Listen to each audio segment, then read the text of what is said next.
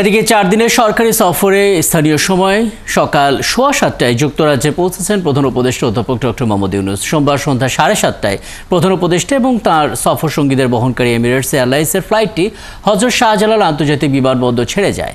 সফরকালে Buckingham প্যালেসে British রাজা তৃতীয় চার্লসের সঙ্গে দেখা করবেন প্রধান উপদেষ্টা। এ সময় তিনি রাজা চার্লসের কাছ থেকে গ্রহণ করবেন কিংস চার্লস হারমোনি অ্যাওয়ার্ড।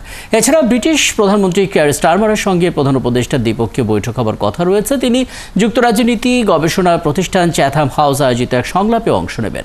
আগামী 14 জুন প্রধান উপদেষ্টা দেশে ফেরার কথা রয়েছে।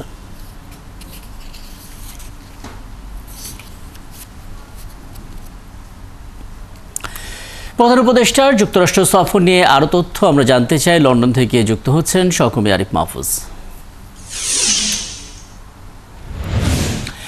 আরিফ, গতকাল থেকে আপনার সঙ্গে কথা হচ্ছিল এবং প্রধান উপদেষ্টার কর্মসূচি কি কি হতে পারে তার একটা ধারণা আমরা পেয়েছিলাম। আরও একবার একটু জানতে চাই, প্রধান উপদেষ্টা পৌঁছেছেন, আজকে থেকে শুরু করে কি কি কর্মসূচি রয়েছে, কোন বিষয়গুলোর উপর মূলত জোর দেওয়া হবে, এবং 13 জুন শুনতে পাচ্ছি বিএনপির ভারপ্রাপ্ত চেয়ারম্যান তারেক রহমানের সঙ্গে বৈঠক হবার কথা রয়েছে প্রধান উপদেষ্টার। সেটাকে কেন্দ্র করে স্থানীয় বিএনপি নেতাদের মধ্যে কি ধরনের প্রতিক্রিয়া আপনি দেখতে পাচ্ছেন আরিফ? আপনি জানেন যে ব্রিটেনের রাজা তৃতীয় চার্লসের আমন্ত্রণে বাংলাদেশের অন্তর্বর্তীকালীন সরকারের মাননীয় প্রধান উপদেষ্টা ডক্টর মোহাম্মদ ইউনূস 4 দিনের সফরে যুক্তরাজ্যে এসেছেন।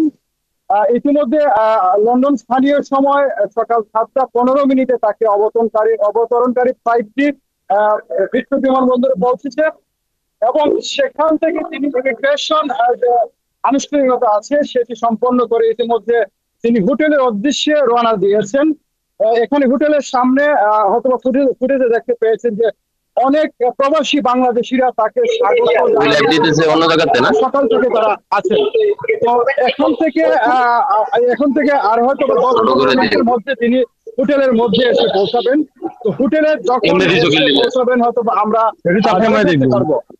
রাকিব, আপনি জানেন যে আজকে থেকে 13 তারিখ পর্যন্ত গুরুত্বপূর্ণ কিছু অনুষ্ঠানে যোগ দিবেন।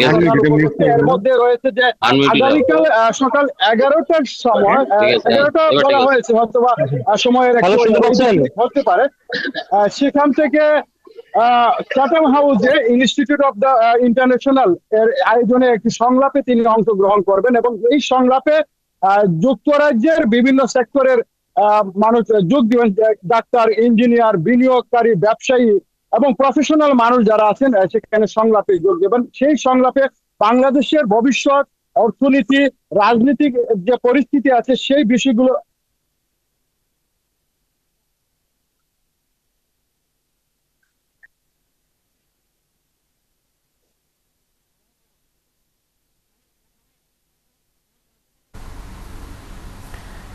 আরিফ মাহফুজ, আপনাকে শুনতে পাচ্ছি, বলুন।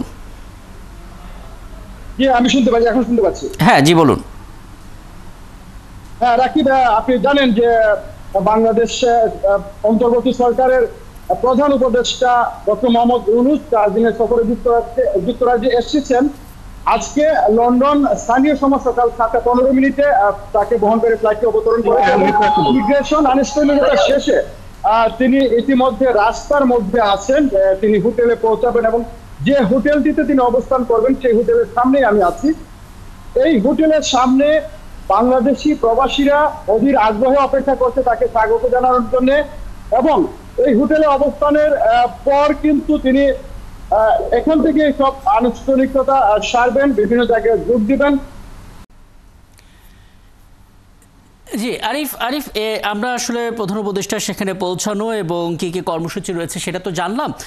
13 জুন বিএনপির ভারপ্রাপ্ত চেয়ারম্যান তারেক রহমানের সঙ্গে যে বৈঠক হওয়ার কথা রয়েছে সেটা সম্বন্ধে একটু বলবেন। মানে এই বৈঠকটা নিয়ে স্থানীয় বিএনপি নেতারা কি ধরনের উচ্ছ্বাসের মধ্যে আছেন, কি ধরনের প্রতিক্রিয়া আপনি দেখতে পাচ্ছেন? প্রবাসী বাংলাদেশিরা সকাল থেকেই ডরচেস্টার হোটেলের সামনে আছেন। যে হোটেলটিতে তিনি অবস্থান করবেন সেখানে সকাল থেকে কিন্তু শত শত বাংলাদেশি প্রবাসীরা এসেছেন তাকে স্বাগত জানানোর জন্য। এখন পর্যন্ত সবাই অপেক্ষা করছেন। মাননীয় প্রধান উপদেষ্টা এখন রাস্তায় আছেন, অথবা কিছুক্ষণের মধ্যে তিনি এসে পৌঁছাবেন। এখানে পাশাপাশি বাংলাদেশ আওয়ামী লীগ যুক্তরাজ্য শাখা তারা কিন্তু প্রটেস্ট করছে, পুলিশ শৃঙ্খলা বজায় রাখার জন্য কাজ করে যাচ্ছে।